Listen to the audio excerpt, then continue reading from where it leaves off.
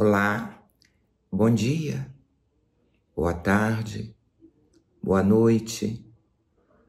Sejam todos muito bem-vindos a esse lugar, quando nós desenvolveremos algumas reflexões em torno da vida, do seu significado e do aspecto sagrado que a vida tem.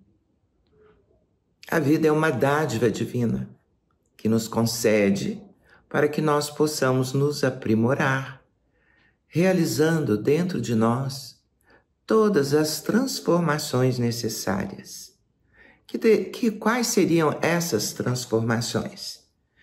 As transformações em relação às paixões inferiores, animalizadas, buscando sempre humanizar, espiritualizar, cuidar de uma metamorfose, uma real conversão daquilo que é negativo, que é nefasto para a nossa evolução, para a nossa felicidade. Porque, segundo os Espíritos, na questão 614 do Livro dos Espíritos, há essa afirmação: nós só nos tornamos infelizes quando nos afastamos da lei divina. Então, é preciso considerar a importância de conhecer e praticar essas leis que nos regem, para que a cada dia possamos aproveitar para um aprimoramento, para um entendimento dessa oportunidade que todos estamos tendo. Moramos numa casa em constante mudança, que é a Terra. Uma casa de expiação e de provas.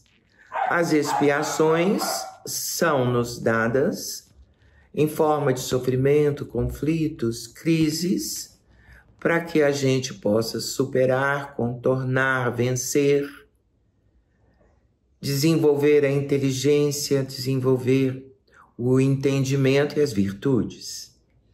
Essas expiações nos trazem a oportunidade de nos quitarmos perante a lei divina que em algum momento nós defraudamos.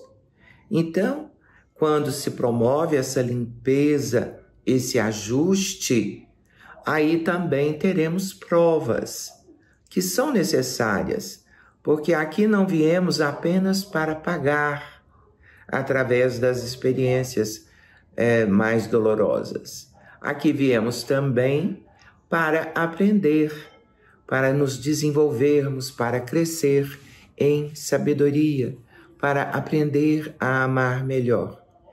A vida tem um determinismo, tem um propósito. A vida, para nós, ela que apresenta tantos aspectos da maior riqueza, ela tem um propósito claro e definido, que é a nossa evolução. Então, todas as circunstâncias, o lugar aonde fomos colocados, o lar, a sociedade, o país, tudo tem a ver com as oportunidades mais cabíveis para o nosso andar para frente, para o alto. Então é preciso desenvolver em nosso coração e nosso sentimento a gratidão por tudo que nos acontece, por tudo que ocorre, porque na verdade são testes, são provas para o nosso crescimento. Então, aqui estamos para isso, para descobrir aquilo que realmente nos compete realizar e fazer jus a essas oportunidades. No livro Sinal Verde, na lição de número 26, temos umas reflexões bastante interessantes em torno da felicidade, que é a meta de todos nós. E ser feliz é ser leve, é ser confiante na administração divina, é nos ajustarmos aos ensinos daquele que veio para nos esclarecer, para nos ensinar, para nos oferecer um legado riquíssimo que é colocado para o nosso ajuste, para a nossa alegria, para nosso trabalho de construção íntima. Então, Jesus vem nos ensinar o passo a passo dessa jornada encarnatória. Então, ele nos ensina tudo, nos ensina a nos conectarmos com o sagrado, com Deus, com o Pai, misericordioso e justo. Ele nos ensina a perdoar os nossos irmãos que têm ainda a intenção de nos magoar, nos ofender. Ele nos ensina como medida preventiva o perdão, para que não adoeçamos, para que continuemos leves, desimpedidos em nossa caminhada. Porque quando resolvemos guardar mágoa e rancor e não perdão, então a vida se torna mais insípida. A gente cria um aspecto de dureza, e essas coisas duras que permanecem em nosso sentimento nos causam doenças, nos causam impedimentos para o caminhar para frente. É como se fosse um quisto que nos impede levantar as nossas pernas para frente, o caminhar. Então Jesus nos ensinou a misericórdia, a mansuetude, a humildade, que é a virtude básica da nossa ascensão espiritual. Então ele fez todos esses recortes no Sermão do Monte, na prosa com os discípulos, nos outros sermões, nas parábolas. Isso tudo ele colocou para nós, homens de todos os tempos.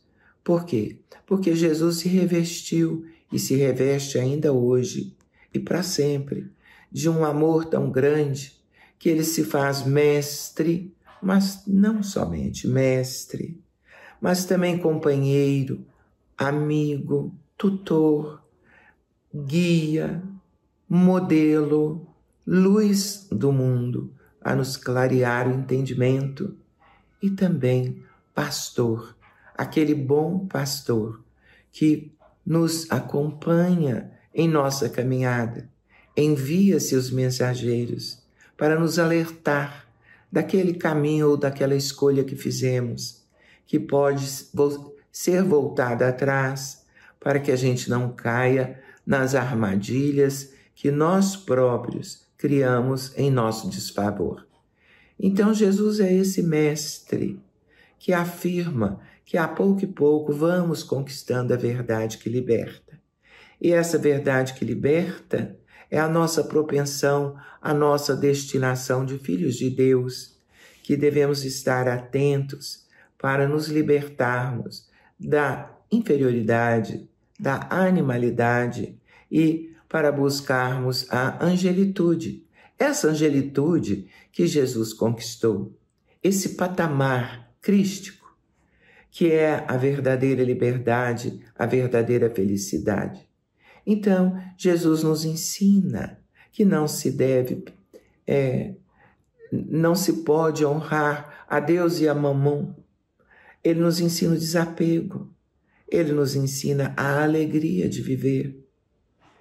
Porque há um estreito convívio entre ele e o Pai misericordioso, que o enviou para poder nos ofertar essa oportunidade de crescimento. Então, vamos ler alguns aspectos aqui que André Luiz coloca em torno da felicidade, que é a nossa meta. Em matéria de felicidade, diz ele, convém não esquecer que nos transformamos sempre naquilo que amamos. Então é preciso que a gente ame a nós mesmos, ao próximo e a Deus. Porque esse é o mandamento síntese que Jesus colocou para nosso entendimento. Amar a Deus sobre todas as coisas e ao próximo, como a nós mesmos. Então, o amor é de essência divina, é aquilo que precisamos alcançar. Então, para alcançar esse amor, o caminho é da devoção, o caminho do altruísmo, o caminho da transformação moral. No capítulo 17 do Evangelho segundo o Espiritismo, há um trecho que diz que conhece-se o verdadeiro espírita, o verdadeiro cristão, pela sua transformação moral, pelos esforços que faz para combater as más inclinações, as más tendências, e o esforço em cultivar todas as virtudes. A começar do entendimento de que precisamos uns dos outros, somos entrelaçados, interligados. Ninguém pode evoluir sozinho. E a evolução não pode ser terceirizada. Tem que ser realizada por cada um de nós. Não dá para encomendar evolução pessoal encaminhando para outra pessoa, guru, papa ou qualquer ente outro, santo, para realizar a nossa evolução. É uma tarefa pessoal. Então, é preciso que nós nos conscientizemos que a evolução só é conquistada com muito esforço, com trabalho. Ninguém evolui vendo televisão o dia inteiro. Ninguém evolui deitado na rede, paralisado, apenas nos prazeres sensuais, nos prazeres da carne.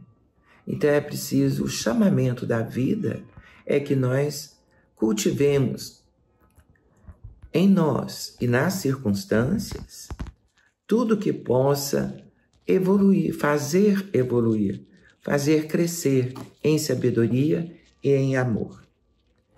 Então, para isso também convém refletir na importância de mantermos os nossos pensamentos, os nossos sentimentos e emoções livres de quaisquer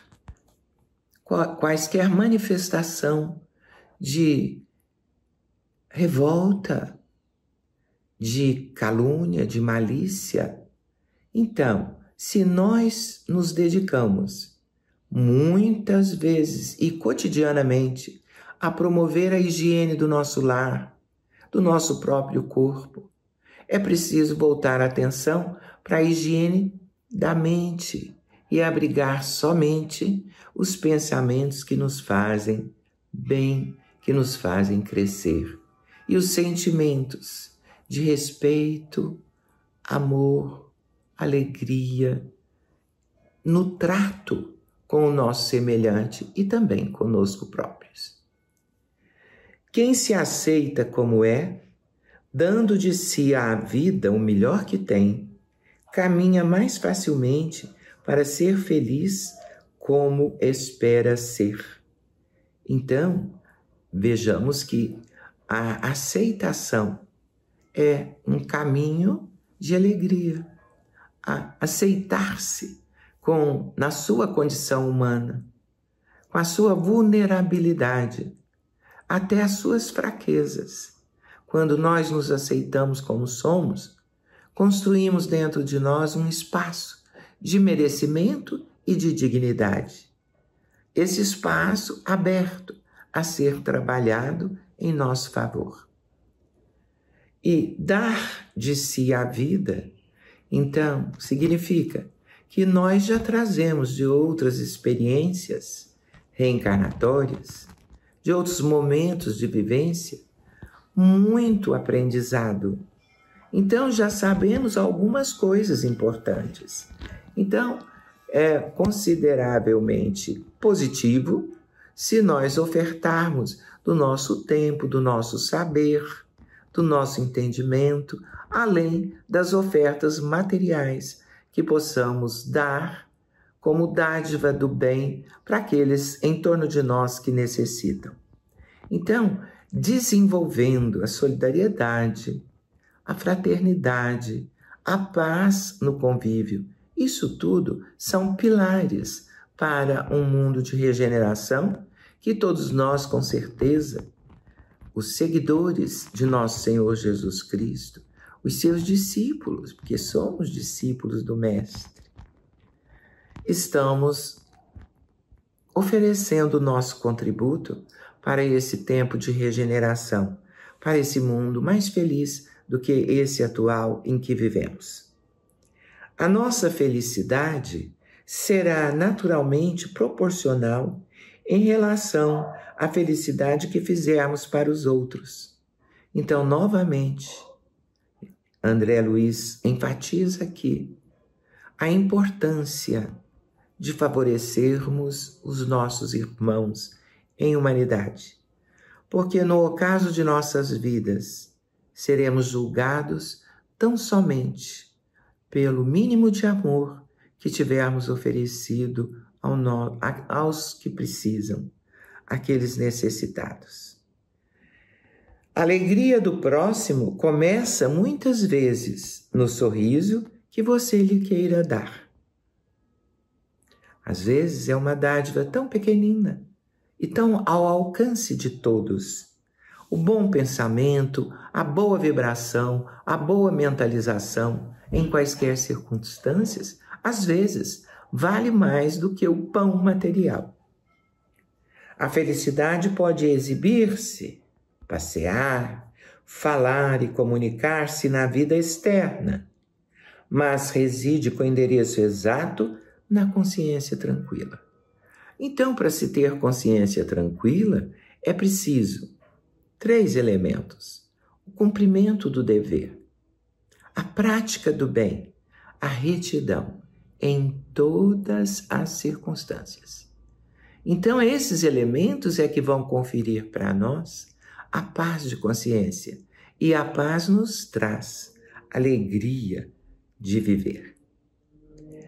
Se você aspira a ser feliz e traz ainda consigo determinados complexos de culpa, comece a desejar a própria libertação, abraçando no trabalho em favor dos semelhantes e em favor de si mesmo o processo de reparação desse ou daquele dano que você haja causado em prejuízo próprio ou em prejuízo de alguém. Quando nós nos permitimos amesquinhar os nossos próprios talentos e deixamos de ter em relação à vida decisão, firmeza, quando nós deixamos a determinação da própria construção positiva, então nós estamos cedendo lugar à desarmonia, à infelicidade. Para terminar, então, estude a si mesmo. Observe que o autoconhecimento traz para você o sentido de humildade, porque sem a humildade é impossível ser feliz. Amor é a força da vida e trabalho vinculado ao amor é a usina geradora de felicidade. Trabalho vinculado ao amor. E amor é oferecer de si, é trocar, é ser gentil, é ser compreensivo, é não atrapalhar e não prejudicar ninguém. Se você parar de se lamentar, notará que a felicidade está chamando o seu coração para a vida nova. E Jesus veio para que tivéssemos vida abundante. Quando o céu estiver cinza, a derramar-se em chuva, medite na colheita farta que chegará do campo e na beleza das flores que surgirão no jardim. Agradecemos a oportunidade de estarmos juntos e de refletirmos sobre os ensinos da doutrina libertadora, consoladora, esclarecedora, que é o cristianismo redivivo, o espiritismo, na base dos fundamentos colocados por Allan Kardec. Gratidão a todos e boa semana.